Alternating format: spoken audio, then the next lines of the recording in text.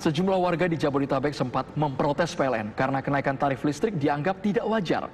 Menurut warga Kelurahan Mekarjaya Depok, kenaikan tagihan listrik ada yang mencapai 100%. Mereka pun protes dengan mendatangi kantor PLN pada Jumat lalu. Apakah kenaikan tarif ini dikarenakan tidak ada tukang foto pencatatan meteran listrik selama pandemi COVID-19 atau karena penggunaan listrik yang tinggi oleh warga akibat work from home? Pemirsa, untuk membahasnya, saat ini telah bergabung bersama kami Direktur Niaga dan Manajemen Pelanggan PLN, ada Pak Bob Syaril. Selamat sore Pak Bob.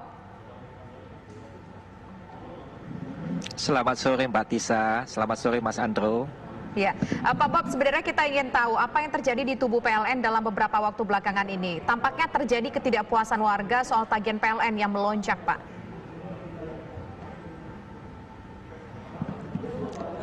Terima kasih Mbak Tisa dan Mas Andro. Jadi kalau kecewa itu kami dapat memahami bahwa masyarakat kecewa dan sebagainya melihat lonjakan. Tetapi patut juga kita perhatikan bahwa pelonjakan itu disebabkan pemakaian. Sebenarnya pelanggan-pelanggan kita itu dapat mengecek secara harian di dalam rumah mereka. Karena meter yang kita catat, meter yang akan digunakan untuk transaksi kita di billing atau tagihan itu adalah berada di rumahnya pelanggan. Pelanggan yang selalu melihat dan menjaganya. Itu yang pertama. Nah, kalau kita perhatikan juga, mengapa kenaikan lonjakan ini?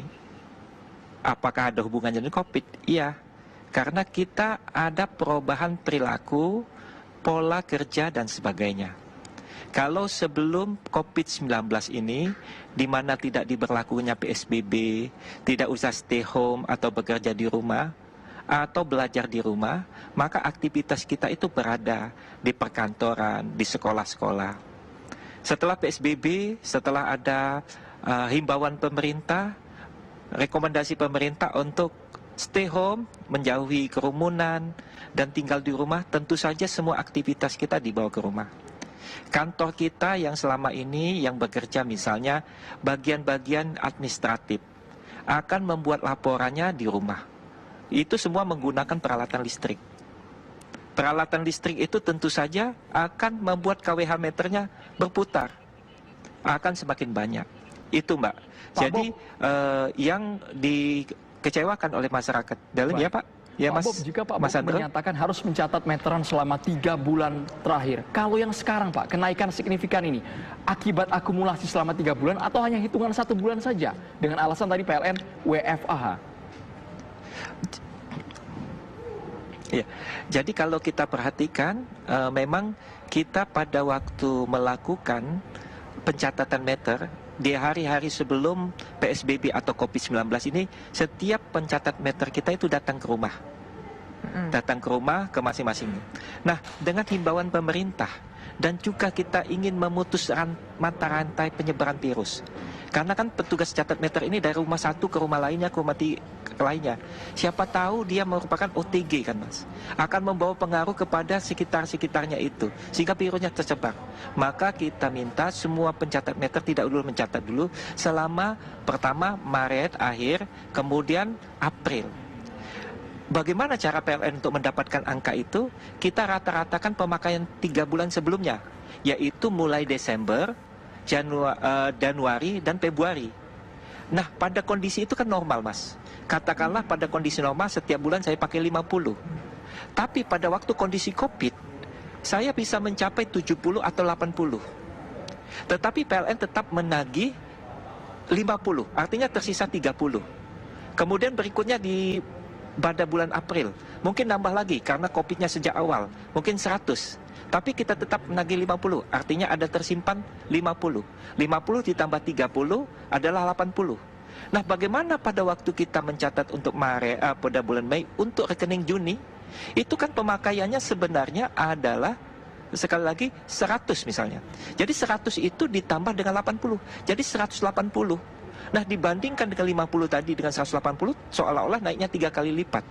Tetapi energi itu atau listrik itu sudah dipakai oleh teman-teman, oleh pelanggan kita. Karena kegiatan tadi, itu yang melonjak tingginya. Oke. Kira-kira begitu. Pak Bob, artinya Andre. perhitungannya Mas Andre. berdasarkan asumsi rata-rata tiap bulan pemakaian, kemudian disesuaikan dengan kondisi kekinian dari masyarakat yang just stay at home, begitu Pak Bob? Enggak, pada waktu Mei untuk rekening Juni ini kita langsung membaca, Mbak. Karena kita sudah memahami pola, kemudian PSBB sudah direnggangin, kita mengikuti protokol COVID, jadi setiap pencatat meter kita sudah berjalan mencatat yang ada di patternnya pelanggan. Oke, Pak itu Bob, kan untuk tapi kan sekarang. seperti ini Pak, kalau Jadi kalau itu yang namanya itu angka, yang kita dapatkan. Pak Bob, kalau yang namanya angka kan Yap. pasti kalau dicatat rata-rata. Artinya kalau sekarang yang dikeluarkan oleh Yap. PLN hanya melihat rata-rata 3 bulan ke belakang, rasanya kami masih belum bisa menerima alasan tersebut, Pak. Karena kan fluktuatif sifat listrik ini. Meskipun angkanya setiap bulan pasti yang keluar. Betul sekali, tetapi di mana-mana, Mas, itu adalah best practice-nya. Kalau kita tidak bisa mencatat itu adalah dirata-ratakan 3 bulan.